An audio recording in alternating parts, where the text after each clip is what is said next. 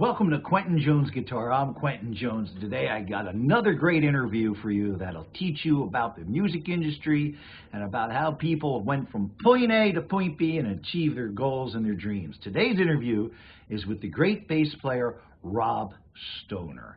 Now before I get to that, if you like the video, please like, subscribe, and hit the reminder button because I definitely got some cool videos coming out that are informative and fun. Don't forget to check out my websites and social media links down below. And don't forget, I give lessons, both guitar and bass, online and in person. So if you're interested in taking lessons from me, contact me at this email and I'll get right back to you with all the details. Okay, let me talk to you a little bit about Rob Stoner. This guy is one of the most respected bass players in the industry, but his ability goes far beyond playing bass. In fact, one of the things you will take away from this interview is about how important it is to be versatile, because he plays both piano, guitar, bass, and he sings and he does solo shows. He does everything he needs to do to keep the ball moving forward. As a kid, I first became aware of him before I even knew it because I was a huge fan of an album he played on back in the early 70s called American Pie by Don McLean. Yes, Bye Bye Miss American Pie. That's him playing bass and that's him singing harmonies on the album. But you know, if that wasn't enough, one of my favorite albums of the decade and one of my favorite Bob Dylan albums is Desire. Turns out Mr. Stoner's the bass player and backup vocalist on that album as well. Plus, I became a huge fan in the 70s of this rockabilly singer named Robert Gordon, and guess who played bass for him? You got it, Mr. Stoner. So take a listen to this interview and learn from his experience, and maybe some of the things that he has to say can help you realize your dreams and realize your goals in the music and entertainment industry.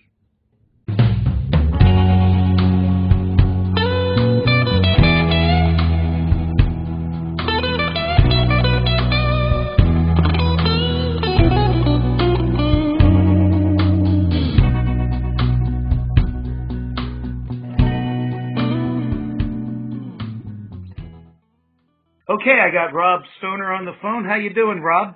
Great, Quentin. How's everything with you, man? Good. You know, we're going along, doing what we can do. Got to keep on keeping on. That's right. It's been a while. We recorded, I guess that's about, what, now 6 years ago we did that Robert Gordon album together? Yeah, it could be about that long. Yeah. And I just wanted to talk to you a little bit today about all the things that happened in your career. And a lot of this is for some of my students and some people that are, learning about the business. So I guess first question I want to ask you is, what was your first professional experience in the music business? Playing at local social events in my hometown of New Rochelle, New York, like church dances and high school dances and talent shows and playing at private parties, that kind of thing. Teenage stuff. What was your first, so going from a teenager, what was your first pro gig? And did you start out, I want to ask this off the top. Did you start out on guitar? Did you start out on bass? Were you a singer-songwriter? What was your idea? What did you envision yourself as when you started? A guitar player, singer, and I was already a professional when I was a teenager. There was when I was a kid in the early '60s. This is before the Beatles. It was a novelty if you were a young guy and could play and sing at a decent enough level to play with older people. And there were some people who heard about me, who had older guys who had bands, and they would bring me along to give their outfit some youth appeal. And I have a cute little young guy up front there singing and playing. I figured it'd help them with the younger people at their social events. These are playing at like wedding receptions and that kind of thing. Social events. And these guys were like older union guys. I mean, they were like in their 30s. They were like old men to me. So I was a professional, like when I was 15 and 16, I was playing with these older men. And I made it my business to learn how to play standards which is what every kid should learn how to do, the Great American Songbook, because at that time, well, that's, what they call the basis of jazz, most jazz music today. And back then, it was the music of the people who threw parties, our parents' generation, the people who grew up on, Sinatra and that kind of stuff, and big band music. So I learned all those tunes, so I figured it would get me more employment. And then I figured I could get even more gigs by playing the bass. So I bought a bass, and then I was even more in demand. And also I learned how to play the piano. I did everything I could to make myself as employable as possible. That is the main thing a young person should do, is exploit every aspect of what they can possibly bring to the table to make themselves attractive to the people who are hiring. Yes, that's a common thread that people such as yourself, Charlie Gracie tells me that, he told me about how, when I played with Charlie, he made you learn the standards. So when I was a real young guy, music, my first memory was music, and one of the records of when I was about 8 or 9 years old was American Pie. I was a huge fan of that record. And when I met you, I found out that you did, you not only played bass, but you did the harmonies on that. What led you, what was the series of events that got you to that gig? By the time I got that gig, man, I was already like a full-time pro. I mean, I was already like working all the time. I was in my early 20s. You had success previous to that. Well, not on a record that big, but I was already playing on sessions as a hired musician. And one of the reasons I'd get hired to play on sessions because of the things I just mentioned. I had a lot of things I could offer, so therefore I could. If you hired me, you didn't have to hire a piano player, you didn't have to hire a bass player, you didn't have to hire a guitar player, a background singer, lead singer, whatever you want. I did it all. And so this made me kind of valuable. It gave me an edge over the other, and also I was a good-looking young guy. That helps too. Right. And I presented, I was always on time and professional, and I never got high, and I was, always had my shit totally together. I could read music, checking all the boxes for what makes you employable. I made it my business to be all of those things. And that's how I got onto American Pie. American Pie I'd already been playing sessions for like a couple of years by the time I got called for that. I mean, I was already an experienced session guy. Did you work on the road with him, or did you do other records with him? Oh yeah, I did like about next 5 albums. Oh, and I did the album from before. I did the album before American Pie. It was called Tapestry. It was like a minor hit. Had this song called Castles in the Air, and I think it had And I Love You So, which was covered by Elvis Presley and Perry Como. Wow. So, yeah, I already had been working with him, so I played on his first album, the one before American Pie, which was his second album, and then I played on his next 5 or 6 albums, even after I was already working with Bob Dylan. He'd call me back to come back and do an album. On the road, since you asked, I did the occasional road gig with him, but I wasn't working with him steady. He preferred to work as a solo on the road, which was just fine with me because I was happier to stay in New York and avail myself of the opportunities as a session player, which is a much better job than being a road musician. Which came first, Robert Gordon or Bob Dylan?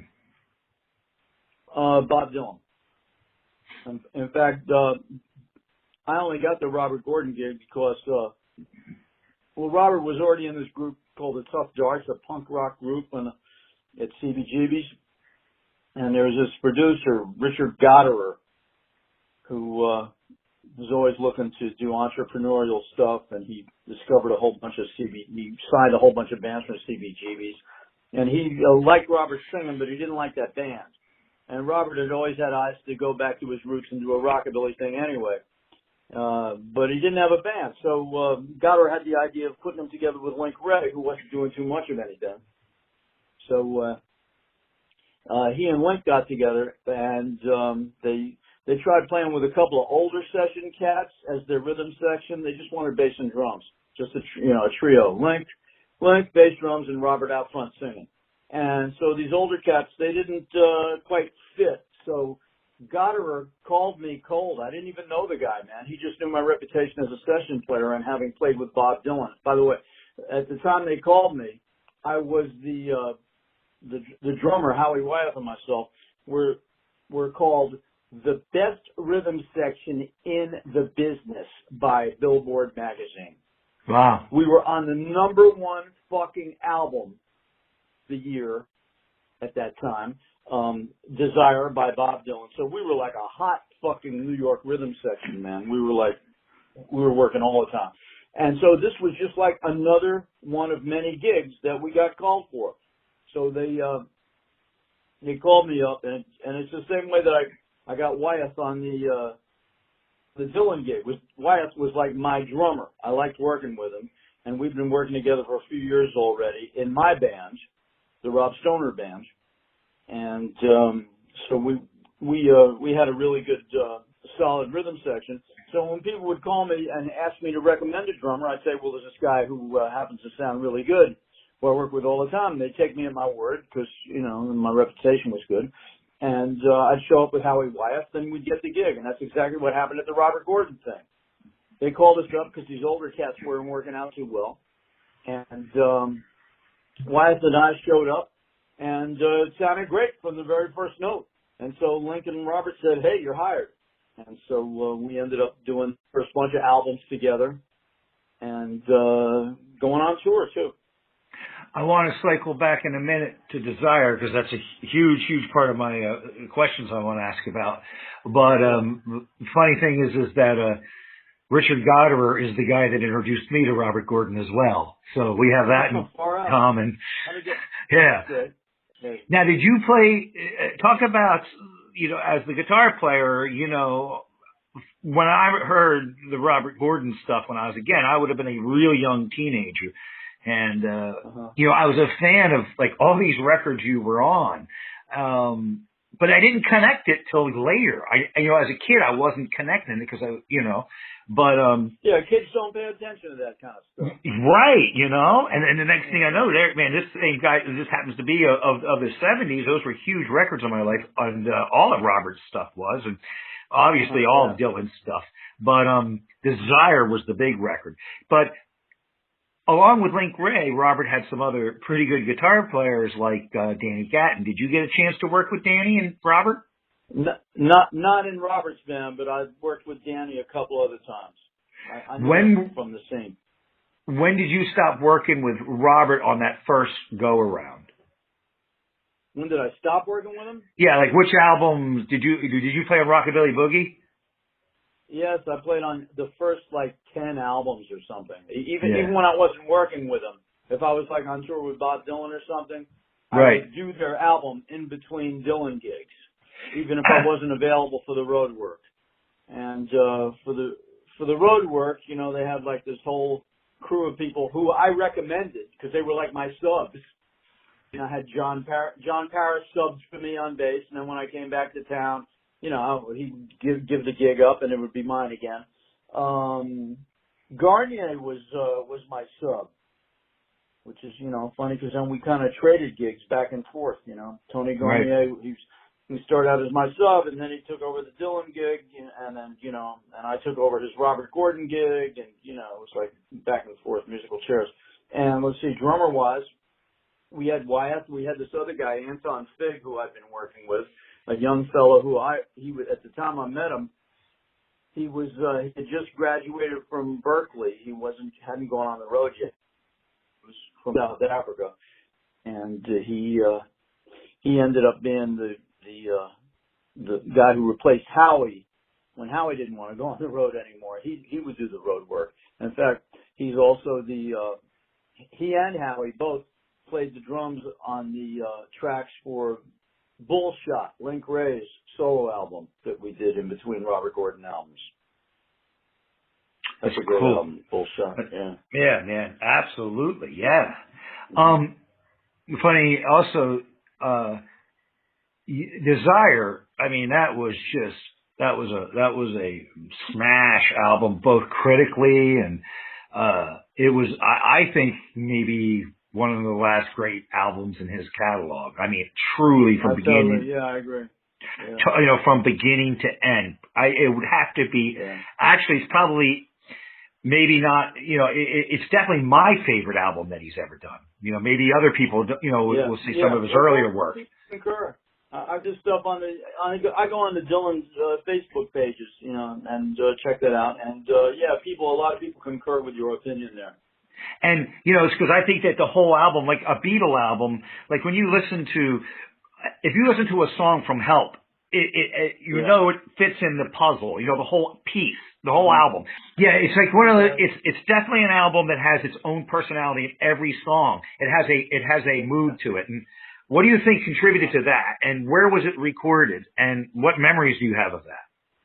All right. The reason it has that intrinsic vibe is the fact that first of all, it was all recorded in the same place where Dylan recorded most of his stuff, which was the CBS Records studio on East 52nd Street in Manhattan. And it's a studio I was already familiar with, having been doing sessions for years, so I already knew the place.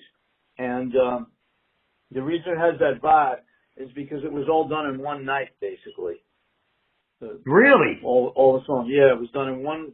We got there at 7 in the evening, and we left at 7 in the morning. And we just kept recording and recording and recording, and we recorded 8 songs.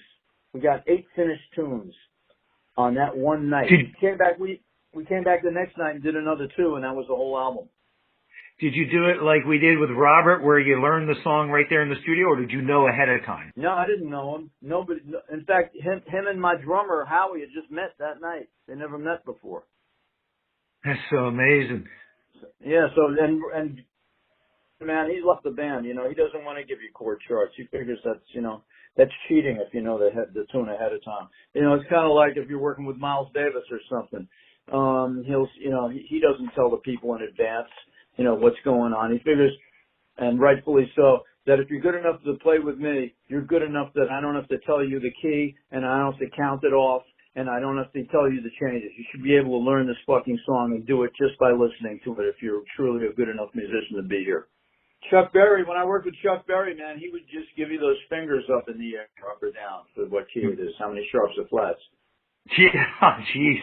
Which is a system that I learned when I was a teenager, because when I played with the older jazz cats singing standard at parties, to tell you what key, you know, if you hold up one finger, that's 1 sharp, the key of G. You hold down 1 finger, that's the key of F, 1 flat. If you hold up hold 2 fingers up, that's 2 sharps, the key of D, etc. And whether you hold your fingers up or down, it's sharps or flat. Up means a sharp, down means flat. How many fingers you stick out, or how many flats or sharps there is, and that tells you the key. Chuck Berry used to do that. Well, what have you been doing recently? Well, you know, right now, actually, what I'm doing is I'm giving a lot of Zoom lessons. And because I figured out how to teach on Zoom, now I have students from all over the world. It used to be just people in my geographic area. Well, I'd have people who sometimes would come from other towns to take lessons with me. But basically, up until then, teaching was my main source of income, because I don't like to go on the road. I'm almost 73 years old. I'm tired of it. I mean, if it's for Robert, I'll get in my car and schlep somewhere. But like for most people, I can't be bothered to leave my hometown here of Nyack. So it's a beautiful little town. So I got a really mellow little lifestyle here with my girlfriend, and we just hang out and have fun all day. And teaching in my house enables me to do that. I was doing it in person until the COVID thingy. When the COVID thing happened, I started doing it online. And now I got students who I teach from all over the world. I mean, I got people in Australia. I got students in England. I got students all over the fucking world. A lot of people on the West Coast. And so that's what I was doing. And in terms of gigs, I also have my own show that I do as a solo, just me alone with a guitar. And because I'm a singer-songwriter. I just do my tunes and cover tunes that I find have been entertaining. It's basically kind of like Robert Gordon's act, except without a band. And Right. because I can accompany myself, I'll do a few tunes on the piano because I can play some pretty cool boogie piano. In fact, if you go on my Facebook or on my YouTube, you go on YouTube, man, you'll see plenty of solo videos of me. That's another thing I've been doing during the COVID thing, man, is every day or two, I try and post on YouTube and Facebook a new video of me doing a solo thing. And so that is basically what my act is. It's something I don't need a band for. I just show up and do it. People like it. And I was doing that right up until the clubs closed. I was playing these solo dates. It's great because, I don't have to worry about the band knowing the tune. I mean, if somebody wants me to show up with a band, I'll call a bass player and a drummer and have them back me up, or I'll call a drummer and a guitar player and I'll play the bass. I don't care. However we can get the job done. I mean, if it pays enough to hire, they want a larger group, then I'll hire a couple of cats. But I prefer working all by myself.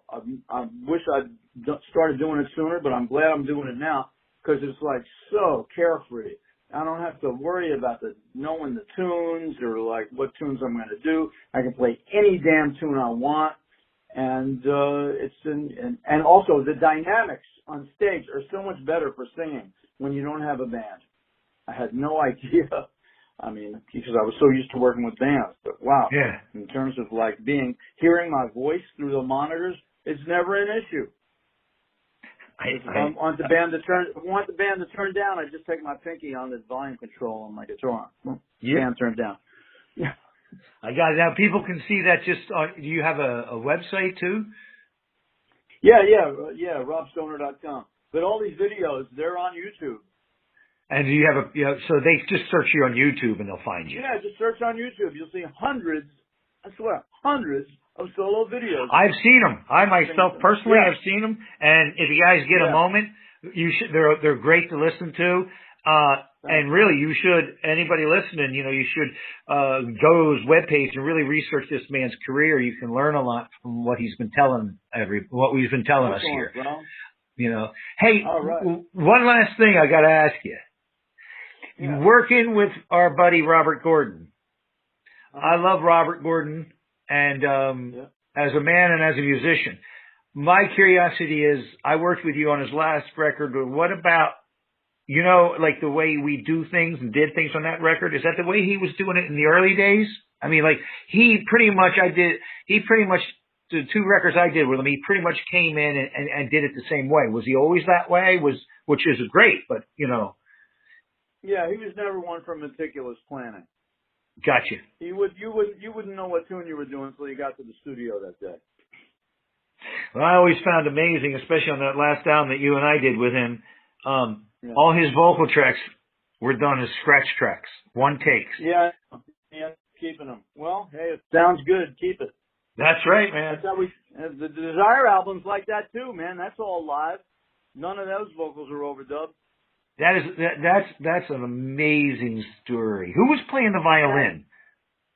Take is the first complete take. Every take on Desire is the first complete take. That's amazing. Who was playing Who was playing violin? We got through.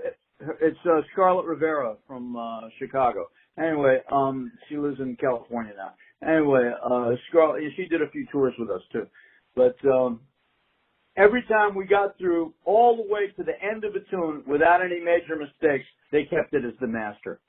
None of that, let's get one more and see if we can get it better. If we got all the way through, I mean, sometimes, you'd have to do a tune 10 times before you got all the way to the end without anybody making a flub.